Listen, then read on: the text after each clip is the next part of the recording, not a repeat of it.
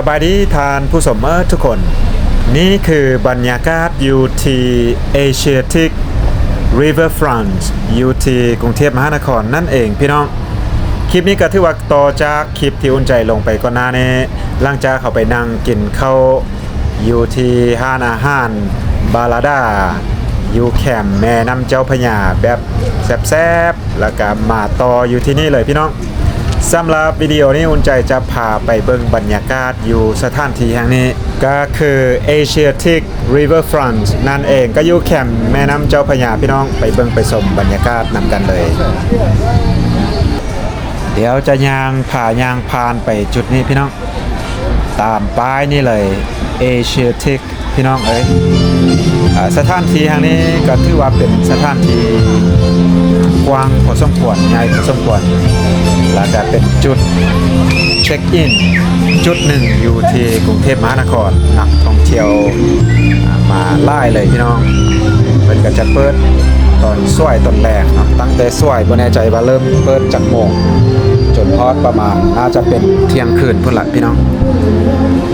แต่ว่าช่วงนี้ก็เป็นช่วง low season เนาะนักท่องเที่ยวก็อาจจะบ่หลายปานใดเพราะว่าอุ่นใจเคยมาจุดนี้ไล่เทื่อแล้วพี่น้องน่าจะแม่น3-4เทื่อแล้วพี่น้องเพราะว่ามากรุงเทพจักเทื่อก็ต้องได้มาย่างนะพี่น้องเพราะว่าจะมาย่างแบบซิวๆนะมาผ่อนคลายมาช้อปปิ้งมาซิมอาหารหรือว่าจะมานั่งแบบซิวๆจิบเครื่องดื่มอยู่เขตนี้ก็ได้เช่นกันพี่น้องก็จะเป็นคล้ายๆคือกับเป็นwalking street นั่นแหละเป็นห้านต่างๆมีไล่เลยก็อยู่ติดกับแคมป์แม่น้ำเจ้าพระยานี่แหละพี่น้องก็เป็นท่าเรือสมัยก่อนจุดนี้ก็เป็นจุดท่าเรือเส้นเดียวกันพี่น้องจะเป็นท่าเรือแล้วก็หงเรือที่ว่าสมัยก่อนเป็นท่าเรือแล้วก็หงเรือที่ครอบครองโดยชาวเดนมาร์กนะพี่น้องแต่ว่าหลังจากนั้นก็ตามการเวลาเปลี่ยนไปพี่น้องจนมาถึงปัจจุบันก็มาเป็นสถานที่ที่ว่าเป็นแลนด์มาร์คแห่งหนึ่งอยู่ที่กรุงเทพมหานครดูดนักท่องเที่ยวเข้ามาไล่เลยล่ะพี่น้องเอ้ยในแต่ละปีเดี๋ยวอุ่นใจจะพายางเลาะไปเรื่อยๆเนาะเดี๋ยวจะน้อยจะพายางเลียบไปแคมป์แม่น้ำเจ้าพระยาตอนนี้เนื่องจากว่ามันยากเด็กน้อยหนึ่งละพี่น้อง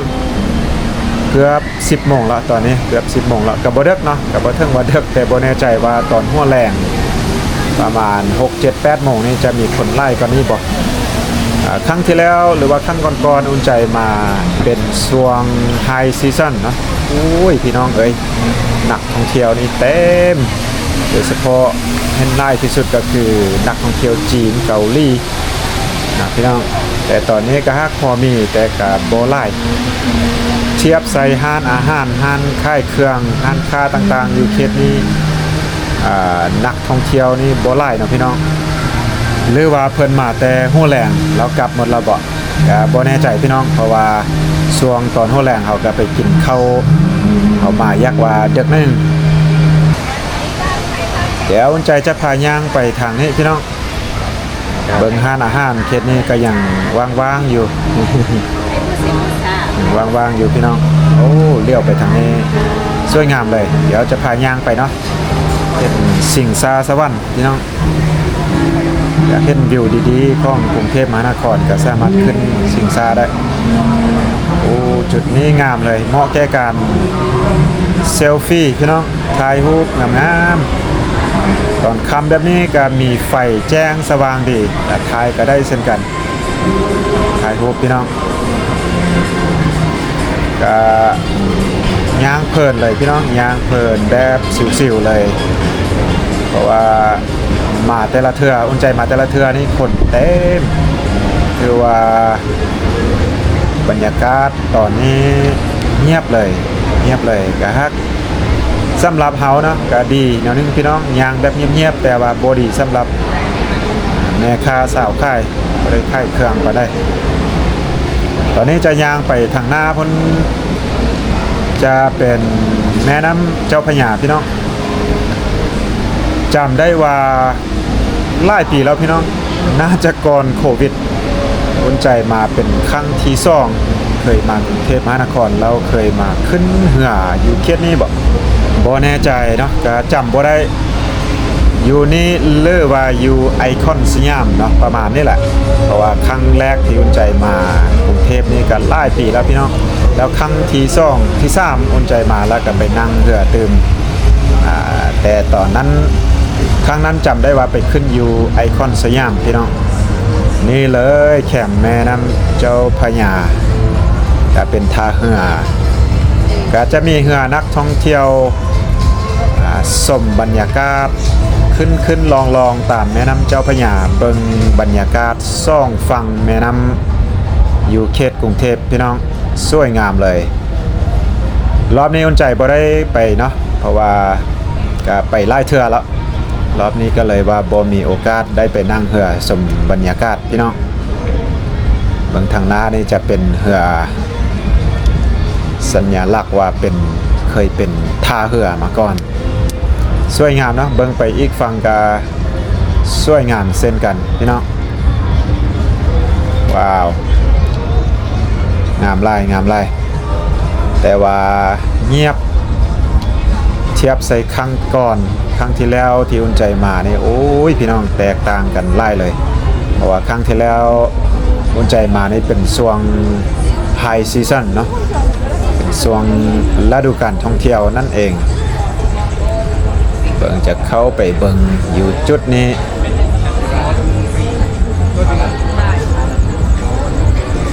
โอ้เหือนี้น่าจะเป็นเหือนักท่องเที่ยวนั่นละพี่น้องเหือแบบนี้เลยเนาะเพิ่นขึ้นไปอาจจะมีเป็นแพ็กเกจ include นะรวมอาหารค่ำเป็นบุฟเฟ่ที่อุ่นใจเคยไปสุดแล้วนี่ก็แบบเดียวกันนี่พี่น้องเห็นฟ้าเลื่อมพี่น้องฝนบ่แน่ใจว่าฝนจะมาบ่จะมาเหือนี่น่าจะกลับมาจอดท่าละพี่น้อง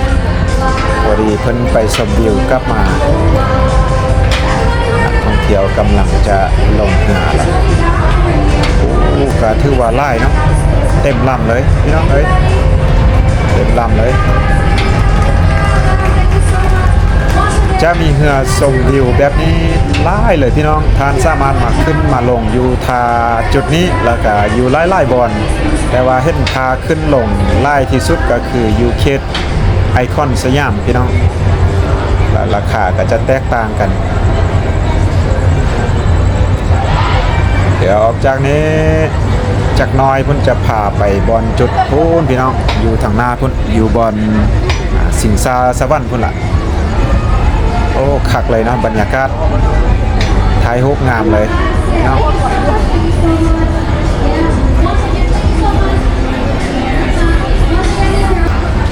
นักท่องเที่ยวแม่นแล้วพี่น้องนักท่องเที่ยวกำลังลงเรือนี่ก็มีไล่บริษัทแล้วก็ไล่ขนาดอีกลำนี้น่าจะเป็นกระลำใหญ่พอสมควรบนใจขึ้นไปครั้งก่อนนี่จะประมาณนี้เนาะแต่โปรแมนเจ้าเดียวนี่พี่น้องเป็นอีกเจ้าหนึ่งอันนี้จะเป็นเจ้าพระยา Princess จุดนี้ก็ถือว่าเป็นจุดที่ว่าไล่คนมาแล้วก็ต้องได้มาถ่ายรูปเอาจุดนี้พี่น้อง Asiatic the Riverfront Destination ก็ถือว่าเป็นจุดเด่นอีกจุดหนึ่งที่ว่าไล่คนมาถ่ายรูปเนาะเดี๋ยวอุ่นใจจะพายางไปขึ้นไปเติมได้หนึ่งพี่น้องยางขึ้นไปเติมตอนนี้5:10 โมงไปสถานที่นี้เพิ่นน่าจะปิดประมาณเที่ยงคืน12 โมงประมาณนั้นเนาะตามไทม์ไอโซเฟอร์เมื่อกี้มันว่าปิดประมาณ12 โมงตอนคืนก็คือเที่ยงคืนตอนนี้10 โมงไปพี่น้องนักท่องเที่ยวบางกลุ่มก็พากันออกไปละพี่น้องเห็นว่าฟ้าเลื่อมฟ้าห้องในหนึ่งเนาะอาจจะมีฝนตกลงมาไวๆนี้อาจจะมีฝนตกลงมาแต่มื้อนี้เป็นมื้อสุดท้ายของเฮาแล้วพี่น้องอยู่ที่กรุงเทพมหานครก็เลยว่าจัดเต็มที่เนาะมื้อนี้เที่ยวตั้งแต่เช้าจนค่ำพี่น้องเอ้ยตอนนี้ก็จนค่ำ สว่าได้กลับไปฮอดของแฮมนี่เกือบว่าเที่ยงคืนพุ่นละมื้อนี้คิดว่าเนาะแล้วมื้อเช้าอาจจะตื่นตั้งแต่6 โมงเช้าโอ้ยพี่น้องเอ้ยคือว่าจัดเต็มที่ได้มาแล้วพี่น้องจุดนี้ก็น่าจะเป็นอีกจุดหนึ่งที่ว่านักท่องเที่ยวลงจากเรือเป็นท่าเรืออีกจุดหนึ่ง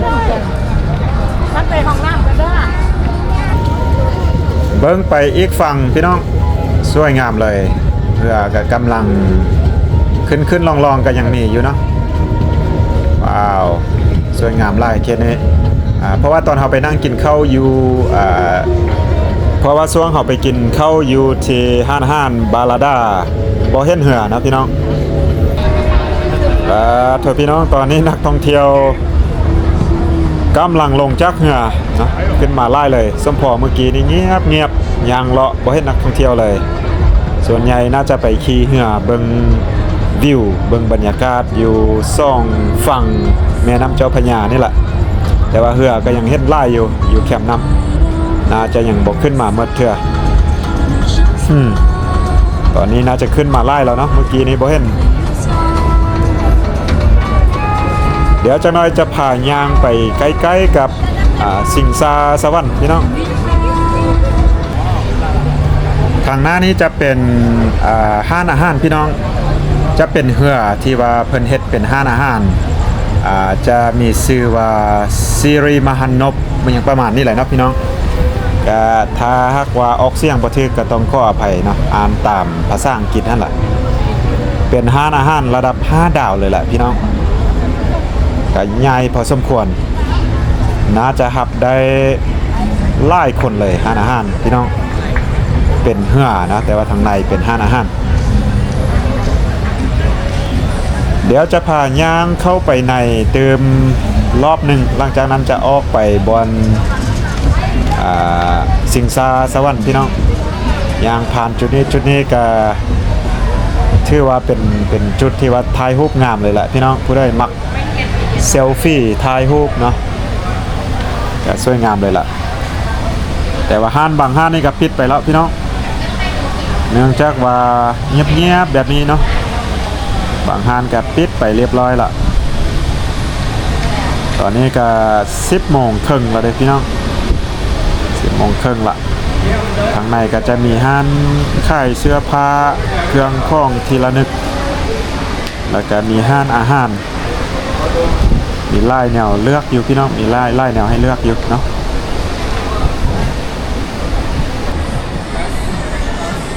ว้าวจุดนี้งามเลยพี่น้อง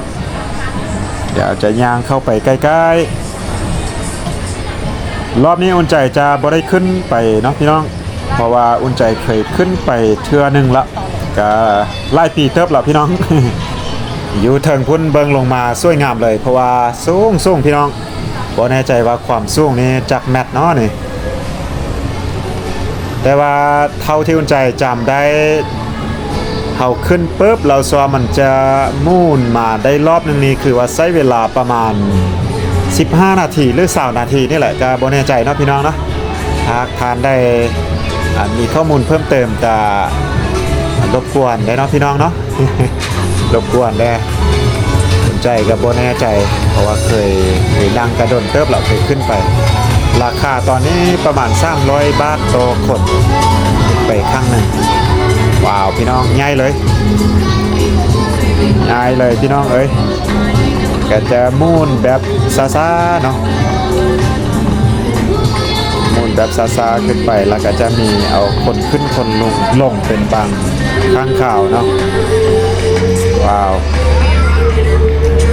งามเลยเป็นฮอตเถิงคุณเราเบิ่งวิวไปเนี่ยโอ้ยงามพี่น้องเบิ่งวิวของตัวเมืองกรุงเทพมหานครก็เห็นไปไกลพอสมควรขึ้นไปก็น่าจะเซี่ยวๆหน่อยนึงเนาะ แต่ว่าขึ้นเมื่อคืนแบบนี้อาจจะบ่เซี่ยวไล่ปานได้เดี๋ยวจะพายางไปทางหน้าตึมหน่อยนึงครั้งที่แล้วอุ่นใจมาเคยไปขึ้นตึกน่าจะเป็นตึกสูงสุดพี่น้องบ่แน่ใจว่าสูงสุดบ่